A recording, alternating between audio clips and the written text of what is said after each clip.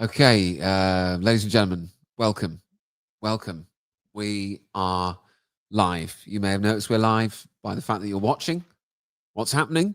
The time is 25 minutes past 4. It's vital that you know that.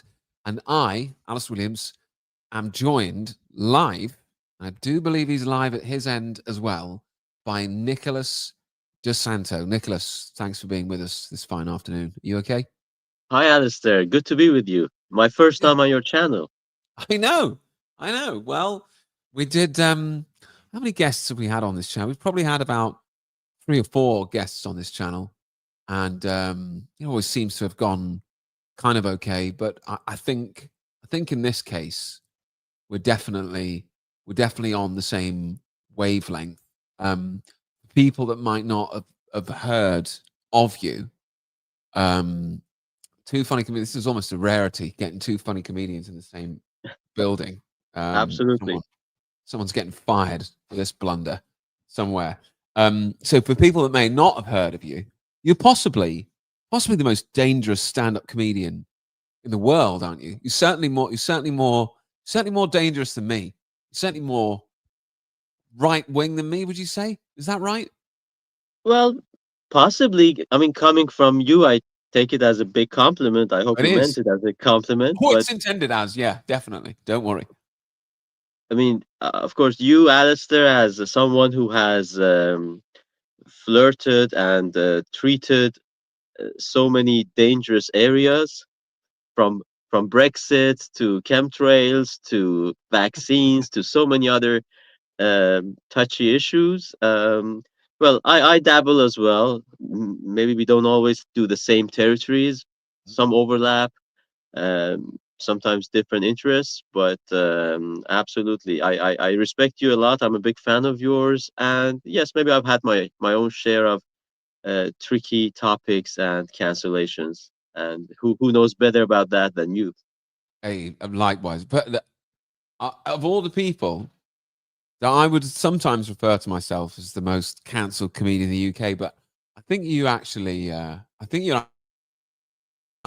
in front of me on that score, to be honest, because I mean, for my own benefit as well, your origin story. So you started doing stand up comedy. Have you always been sort of on the other side of the mainstream? Did you always start out like, doing the type of material you are now, like sort of anti woke, right wing stuff? Or did you start it? Because I started out like everyone else, just talking nonsense. But did you come in straight away with this sort of slant on you? Or did something happen that made you realize, like, hang on a minute, I'm a radical? I started anti woke from the beginning because the reason I started stand up was that I was anti woke. Um, Ah, in other words, I came to England to work for the BBC, and because of my personal background, having lived in the Middle East, having listened to the BBC, the World Service, I thought I was going to join the voice of the Free West and democracy and transparency. But of course, I joined in 2009, and this was just maybe before peak woke.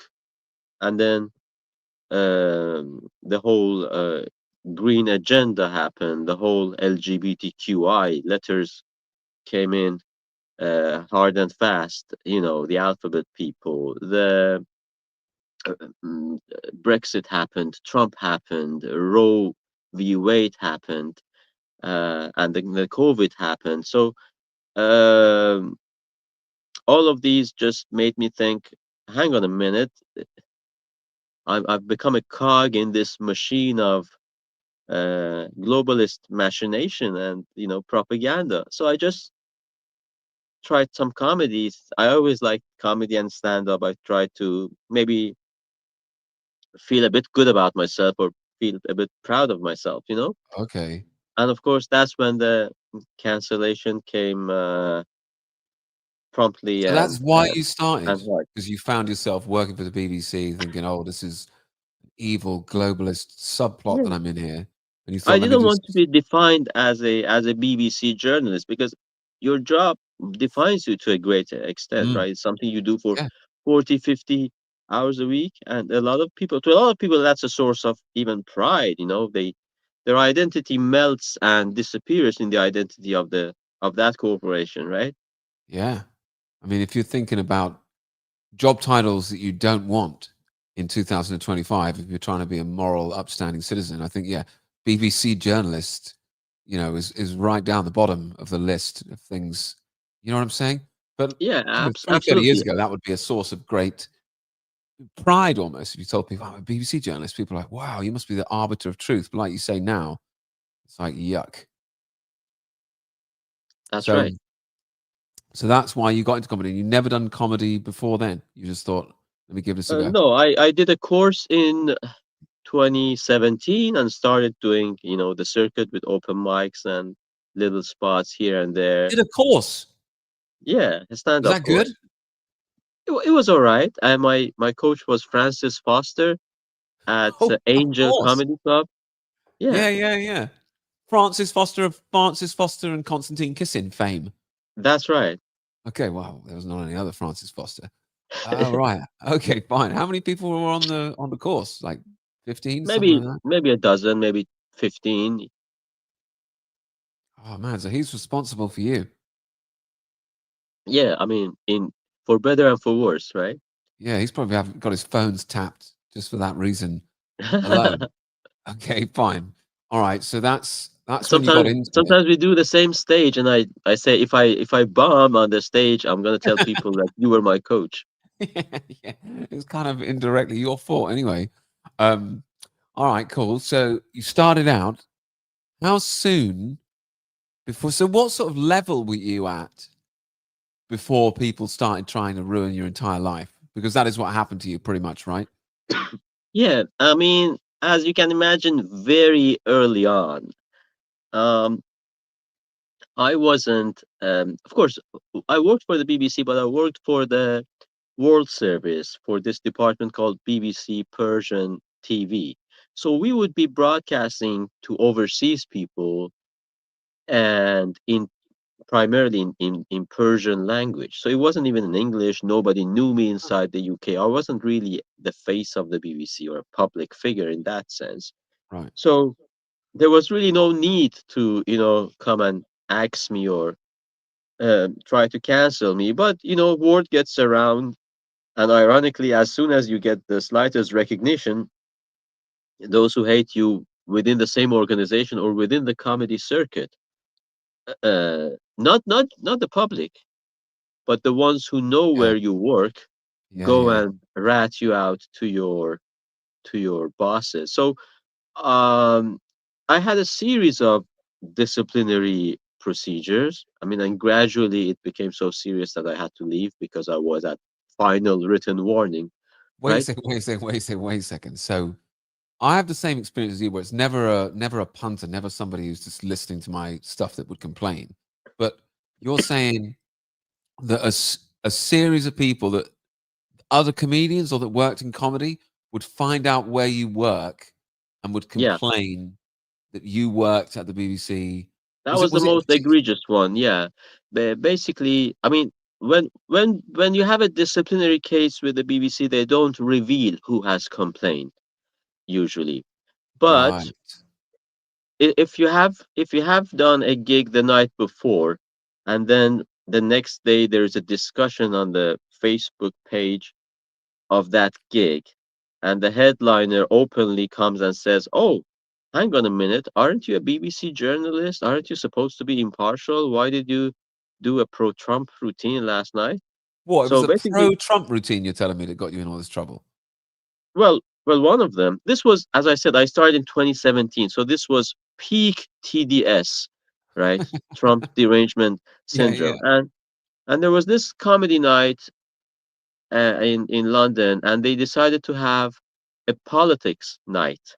Okay. And I wrote to this promoter and I said, "Look, I'm gonna do right wing politics if that's all right with you." And I had done a couple of spots for him. Yeah. I thought he was okay, and he said he was okay, but looks like he thought I was joking or I was gonna be in character or whatever. Doesn't matter. So my friend Irish comic Kahal or Jordan later told me, "Nick, in London, when they say politics night, it means leftist Left politics night. wing. I'm Grow up. sorry. It's just cracking me up. So they had a politics night, and then, but really, what they meant was just come and do left wing stuff, and just the Yeah, because idea that somebody would come and just have a different point of view was enough to send the oh no, headline at oh Facebook. no, that's London, right? So right at the start, the promoter slash MC comes and says, "Let's get this out of the way. This is a Trump election therapy session, okay? By chance, anybody is pro-Trump?" And I was the only one who raised my hand. And then automatically the night transformed into the roast of Nicolas de Santo. So everybody Wow. just abandoned. And I mean, it doesn't matter. I mean, I was in the Middle East. I'm thick-skinned, Yeah, but yeah. then the debate or the roast continued even the day after on the public Facebook page of this comedy event, and that's when the one of the joint headliners came out and basically outed me with the name of my job and all that. So I'm not this gonna was ask you which comedy night it was, but what sort of a level are we talking here? Is it like an open mic or like a pro one, or like where are we at here? What sort of level is this no, thing at? this was pretty much open mic level, or at least I Right. was at open mic level. Yeah. For this night, I was basically 11 gigs in. That's how early it was, and Dude, that's the earliest anyone's ever been cancelled. An yeah, 11 gig open mic, and they're like, "We gotta yeah, but stop this guy." that's the nature of, because I wasn't canceled. I mean, obviously, I was canceled from this stupid open mic, but who gives a damn? But I was risking potentially Yeah. my job, and never, not to mention, I wasn't even a British citizen at that point. So losing your job could potentially mean that you could have Whoa. been kicked out of the country. I mean, it would have been a lot of trouble, right?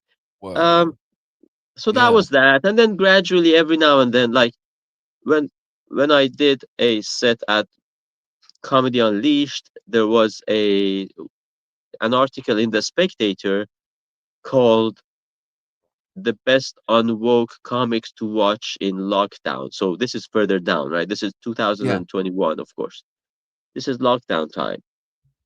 And I was one of the four. So I was very pleased with this sort of Nice. review. But of Yeah. course, wouldn't you know it, that article finds its way to my boss's desk. So I have again another disciplinary action. Excuse me. Excuse me. That's okay. Yeah, so gradually from, you know, first warning to next warning to first written warning, and we got to final written warning. Hang on a sec, hang on a Uh, sec. What's the basis of these warnings? What are they calling you up? What are they, getting you for here at work?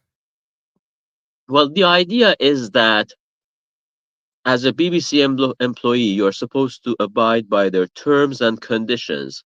And the Okay. terms and conditions say that if you have any extra activities, Yeah. they have to be approved by your management, because they don't want Extra to bring activities. like extra anything other than your job. So not only Who are doesn't have you extra activities? You have a part, life.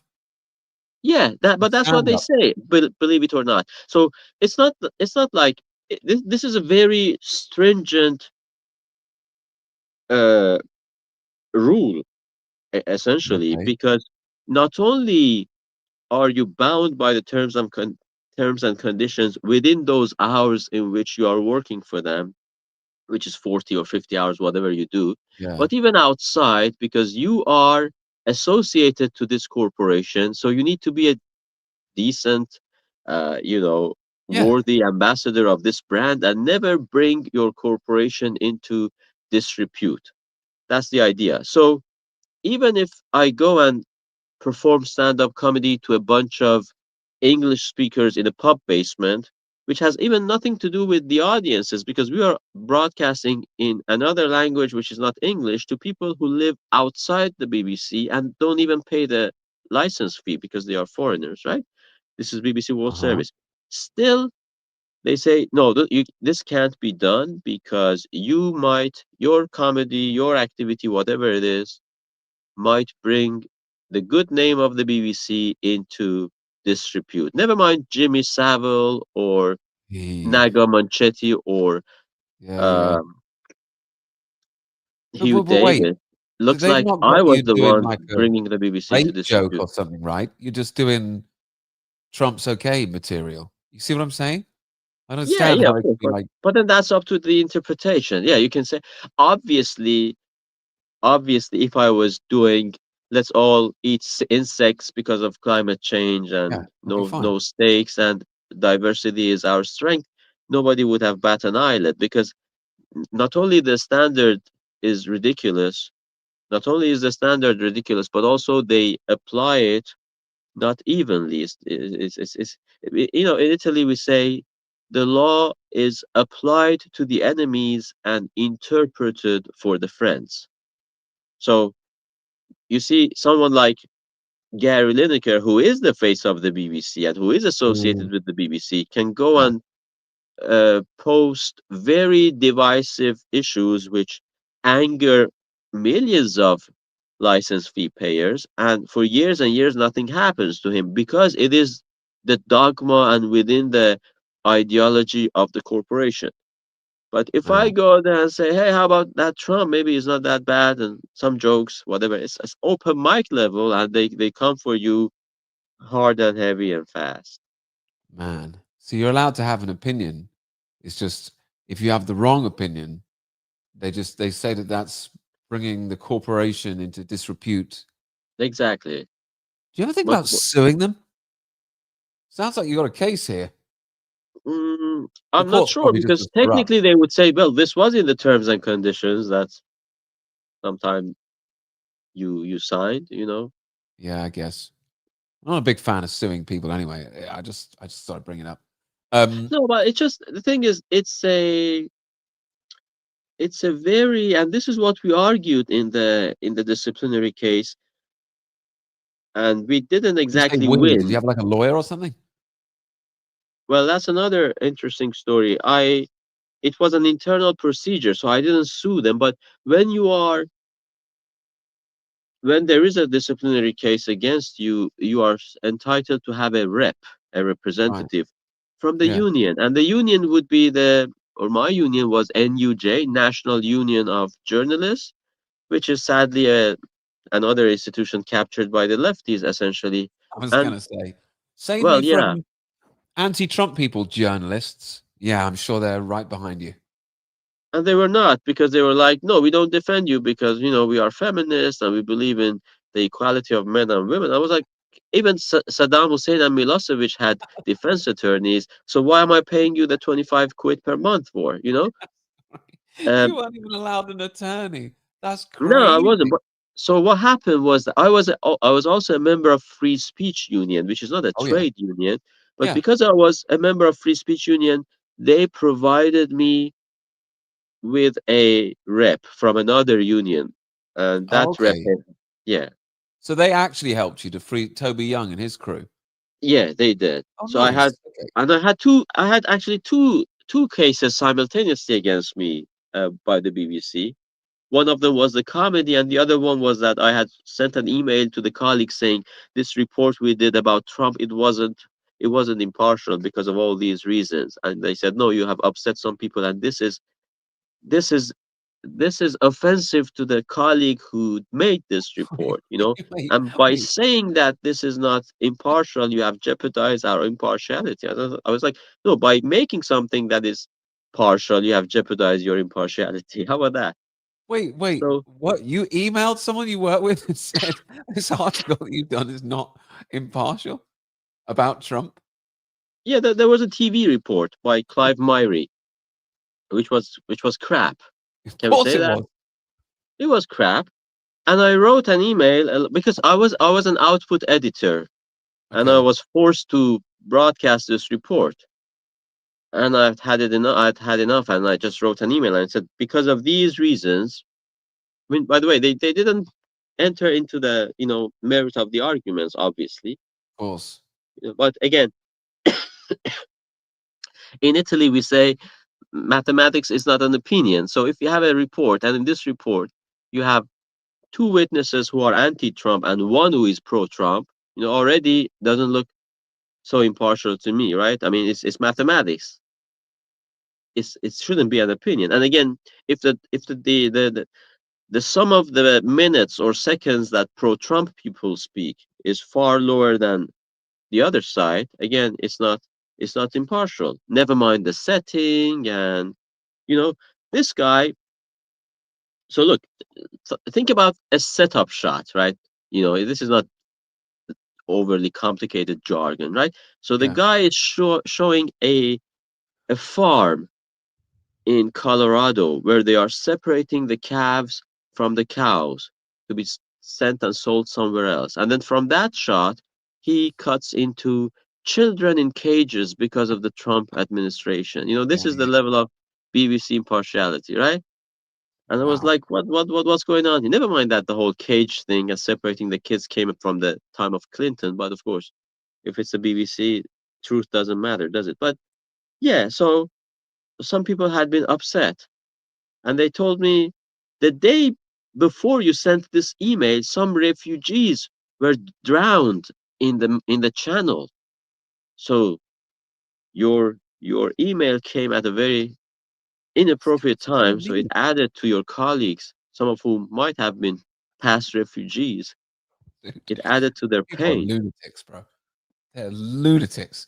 They're mentioning I know. the day you But sent but this email, somebody drowned. Like, what's that got to do with my email? Are you mad? I should get away with this stuff under like a work environment. I guess they do. how do they get away with this stuff? Because they have the people by the balls because they collect license fee, right? They collect license fee by force and they can do whatever they want. But the sheer hypocrisy that they claim that we are of all people, because we collect license fee from all people, we are comprised of all people, and we make content for all people. And of course, yours truly Hey, is the blatant example that is not true because there wasn't a place at the BBC for me. After 13 years, I had to leave because I couldn't send an email and say, "Look, this report isn't you'd have been there isn't 13 impartial." years Yeah. and they basically binned you off over an open mic Facebook group Well, by complaint. by the time I got to that final disciplinary, I was slightly more than an open micer, Fine. but I wasn't as developed or ahead as the likes of yourself or Andrew Lawrence or you know Right. I was still relatively. I mean, even now, I don't want to sound conceited or anything, but yeah, I mean, I have I know found what you're this saying. big stage, which is Comedy Unleashed, and that review Mm, in the Spectator, and this was peak lockdown, so not much comedy was going on, but they right. still had dug up old material, and it came down to a final written warning, which means we catch you do stand up one more time and you're sacked. So I thought I might as well leave myself. Oh, okay. So you just left at that point because you didn't plan to stop doing No, stand-up comedy. So, no, okay. So for people that don't know who you are, you basically lost your real world job. They found out where you work and they harassed you out of your real world job because you were doing pro Trump comedy at the time. And now, since then, now when I watch some of your stuff from Comedy Unleashed or whatever, seems like you're just going ham on, Islam, you go ham on, basically everything. Did you sort of go harder because after you lost your real world job, or did you just naturally was that just sort of stuff that you just sort of naturally wanted to do anyway? You know what I mean? yeah, yeah, I see what you mean. Probably I didn't go harder, but things became harder, right? Because we had this egregious tyranny of the lockdown again. Uh, by the way, Free Speech Union provided me not just with a union rep to defend myself in those two disciplinary cases. His name was Mark, and he was very good actually. And then they also gave me a life coach slash Okay. therapist because Nice. they were worried I might maybe commit suicide or something because I also was under lockdown for the first time because before that being a BBC employee would be classified as a critical worker, so we could go to work. But then, Okay. when I was suspended, pending disciplinary, I couldn't go out. And of course, a lot of colleagues from the BBC wouldn't dare to contact me because they were maybe worried of repercussions. And as a foreigner, you don't have maybe that many friends. So it was a bit rough. But to answer your question, if I went any harder, if as a comic or as someone who makes satire, you are reacting to the Yeah. absurdities went harder, right? We had obviously the LGBTQ whatever became harder and harder, and we had the lockdown, then we had the vaccines and the booster after booster, then Yeah. we Yeah. had Yeah. um, I'm with you. I Roe mean, v. Wade and 15-minute cities. So I find myself agreeing with 99% of the sort of stand-up stuff that you do, but I guess because most of my living is on the stand-up comedy circuit, you know, I could never just uncork like the sort of sets that you do at Comedy Unleashed. Dude, you can't just go into a to a random comedy night and just start yeah, no, I blowing mean, the doors off even I with that wouldn't shit. do that. Right. I mean, because Same here. Comedy Unleashed is a bit particular, and God bless them. But Yes. of course, if I'm doing a mainstream night, or a You tone it corporate down. gig, you tone it down Yeah, because yeah. not because you are 100% down. you're selling out, but because you want to offer a product which has been asked for. You Yes, know, that's it. not everybody is into politics, and people Yep. don't want to. So the problem is that when people look me up and see a lot of those unleashed videos, which are Yeah. essentially most of the things I've done or the best ones, then they get scared to book me, right? They think I'm gonna go there. "Yeah, hello, let's do a pro-life, routine." But I wouldn't do that. Dude, But you know they that's just interesting? Because they just don't risk. talking to you now, right? I've done a few gigs with you before. Before you just said, "Oh, I tone it down," but I had no idea that you even do comedy like that. I thought you were just like 100% helpful leather comedy unleashed. I thought that was your whole thing, just because that's all I see of you. So I understand why you're saying like, yeah, most people see that and just think, Mhm. oh, but you're telling me that's not it. You got a whole Well, other box of tricks. most of what I do is the kind of stuff that you see at Got you. Unleashed, right? Yeah, But fine. I have the occasional routine here and there about Italian proverbs versus English proverbs, or Okay. Yeah, yeah, yeah. mocking the French, standard Nice. stuff. It's not the bulk of my work because, again, at some point I had to make a decision because I'm really lazy. All right, Okay. so Snap. if I Yeah. want to go out and do something, I want to do something that has more value. And this is no disrespect to people who do um, observational, mainstream, everyday Yep. life comedy. Yeah, yeah, But yeah. I had a relatively good job. I mean, I was dissatisfied and disenchanted because I felt like a traitor to my values. But it was a reasonably very secure and reasonably well paid job, and I had to sacrifice that for comedy. Now, can I go out and talk about airline foods and in-laws and Tinder?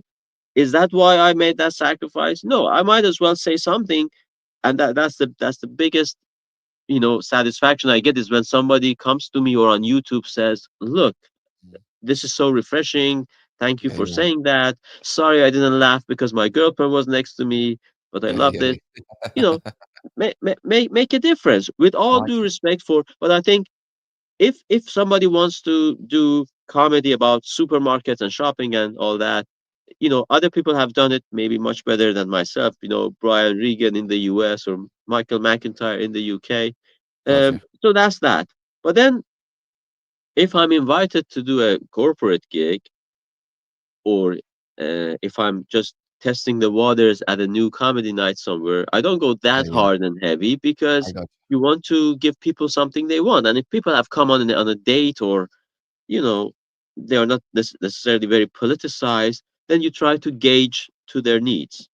I'm with you. I think I've sort of perfected the art of just sort of planting a seed. Like, like I take the piss out of the LGBTQ stuff, but I do it in such a way that even if you're a blue hair, 300 pounds LGBT activist, you're not upset. You know what I mean? You're almost like, you know what I mean? It's kind of okay. I want to be. I've had a couple of people get annoyed, but it's very rare that people get annoyed because that's my lane that I'm in. So I'm just like, okay, how can I get these sort of opinions across, but at a sort of really subtle level where, you know what I mean? You couldn't possibly get annoyed. You couldn't say I'm really annoyed that Alistair said that That's a because very that's a very commendable skill, because it's all fun and well, talking to your crowd, but we also want to, do a bit of proselytism, right? We want to yeah, recruit, we want to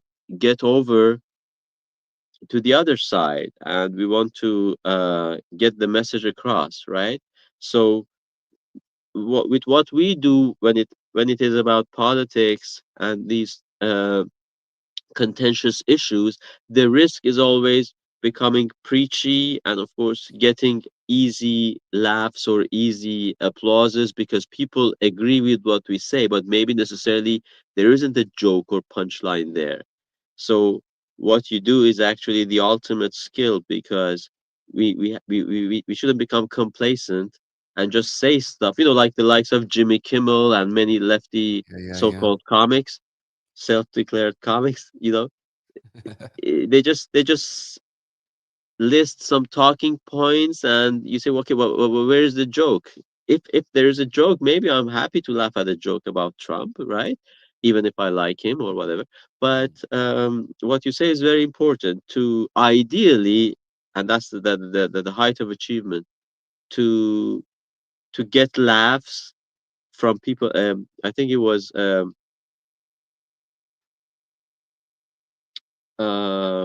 Will Franken.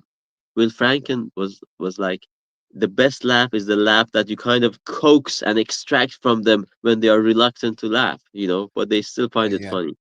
Yes, yeah, I like that. Yeah, I guess that's where I'm at.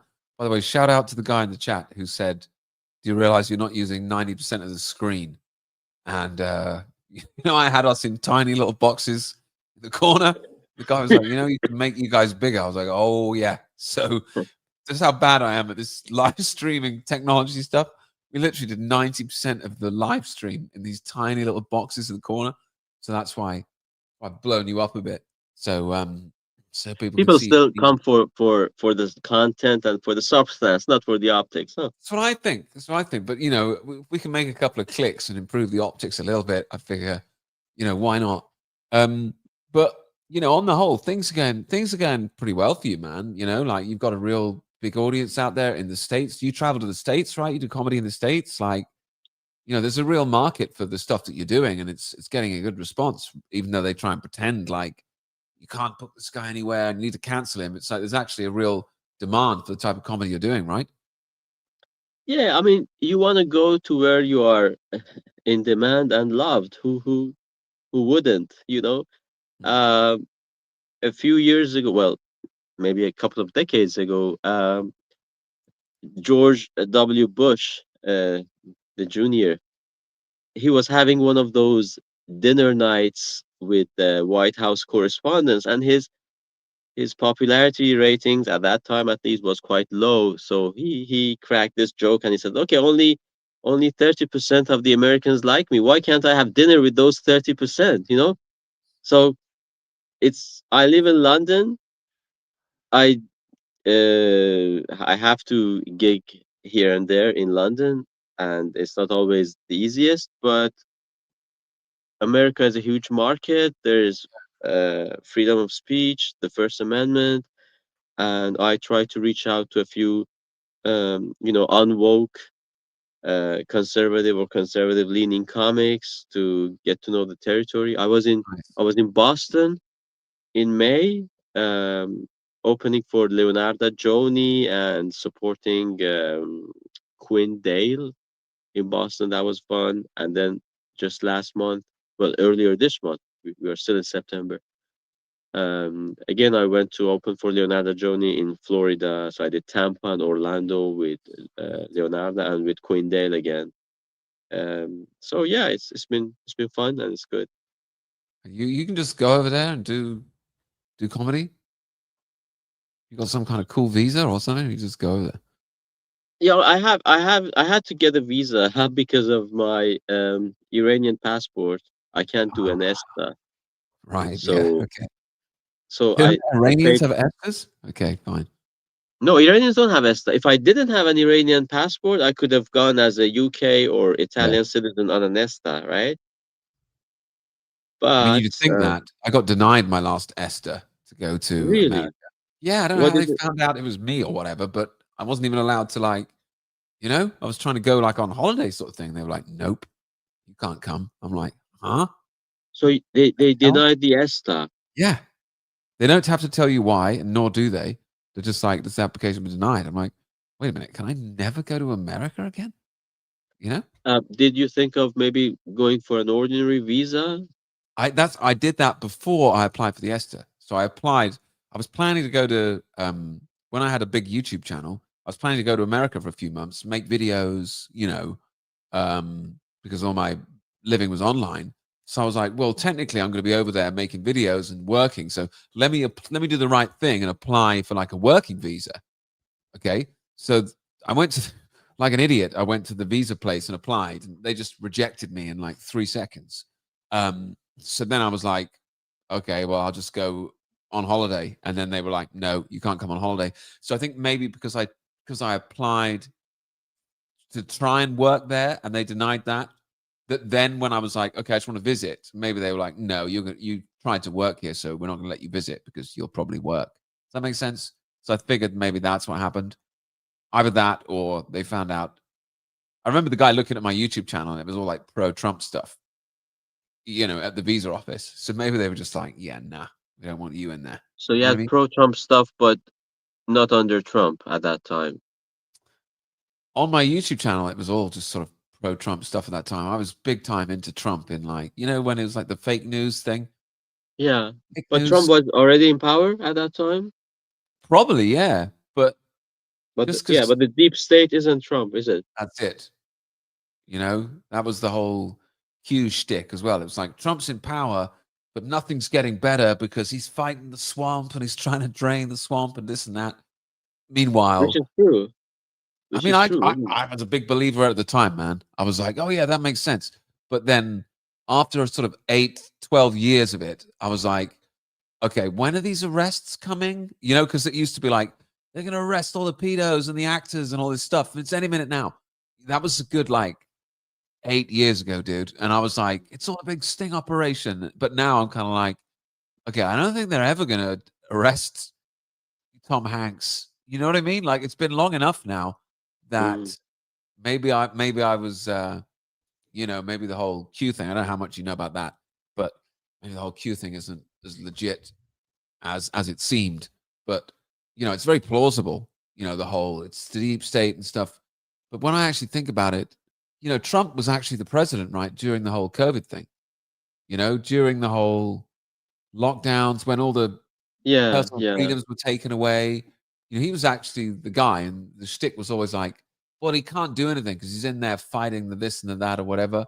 And I just sort of my position is now, I don't think there's any politician or anyone that's gonna save us or that sort of thing. But that's a whole Yeah, I mean, nother maybe rabbit hole. the only saving grace for Trump, the only mitigating factor is that COVID was quite unprecedented, and he was he was caught, in a situation where he didn't know how to do it, and not just Trump, even here, right? Mm, Like Boris was a huge disappointment, but I think the bigger disappointment was Boris, the so-called Boris wave, and how he handled immigration as opposed to COVID. Of course, the whole lockdown was total madness, but they didn't know what else to do. And as a politician, yeah, if you're very scared of pictures of people in coffins parading the roads or TV screens, you panic, and you yield to decisions or pressure from your aides Mm. that you would normally not approve of. They saw what was happening in Italy, and they saw that Italians did the lockdown, and they said, "Oh, so it can be done." And it's so sad and of course unfair, but and I'm not saying they did the right thing. Obviously, they Yeah. didn't, but it was something very